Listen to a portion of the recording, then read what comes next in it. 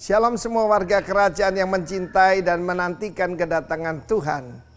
Saya menyampaikan bahwa jangan takut dengan resesi, jangan takut dengan penyakit sampar maupun gempa bumi.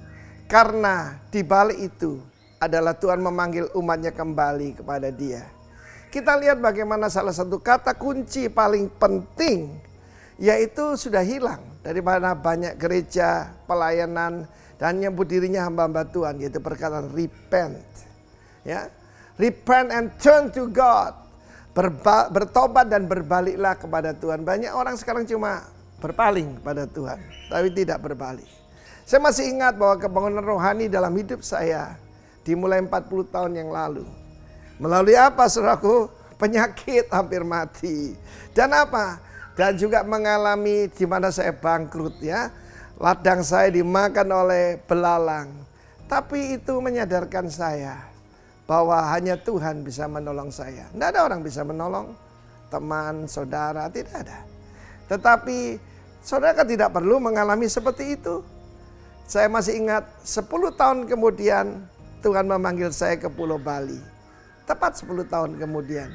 Dan here I am by His grace.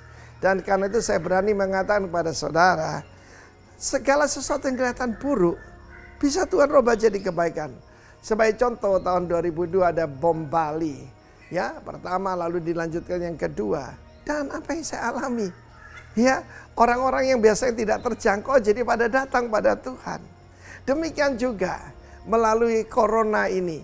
Ya, maka saya yakin dan percaya sesuatu yang buruk Tuhan bisa rubah. Kutuk pun bisa dirubah jadi berkat, bukan? Kesesakan dirubah jadi kesempatan oleh Tuhan. Kesempitan jadi kesempatan. Karena bagi setiap saudara yang mendengarkan ini, pertama-tama jaga hatimu dengan penuh kewaspadaan. Jangan sampai ada penyakit sampar di dalam hati kita masing-masing. Nah, saya melihat apa yang saya sampaikan ini adalah munculnya banyak hamba-hamba Tuhan. Bapak Pendeta Niko telepon saya, Vin, lewat ini kita dipaksa untuk delegasi.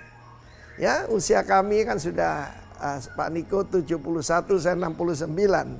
Usia kami berdua seharusnya kan sudah melepaskan yaitu tongkat estafet kepada generasi muda kita. Dan apa kekayaan kita? Kekayaan kita cuma satu, bangkitnya para pemimpin muda. Terjadi akselerasi. Saya berdoa khususnya buat kelompok Rock Ministry, saya sampaikan.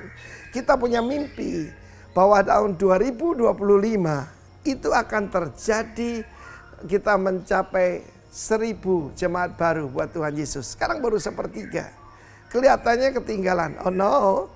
Ketika terjadi awakening, yaitu kebangunan, terjadi outpouring, pencurahan Roh Kudus, itu dengan mudah akan tercapai. Not by might, nor by power, but by my spirit, said the Lord. Itu janji Tuhan, bukan kuat, bukan gagah, tapi karena kuasa Rohku, kata Tuhan. Karena itu umat Tuhan, kebangunan rohani mulai dari diri sendiri. Ketika terjadi kebangunan rohani di Wales, wartawan pergi ke sana, mereka tanya, di mana kebangunan rohani itu? Seorang polisi tanya begitu. Dia berkata, Sir, ya, the revival is inside this uniform.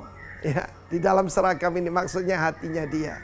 Karena itu bangkitlah setiap kepala keluarga, selamatkan seluruh keluargamu seperti Nuh menyelamatkan seluruh keluarganya.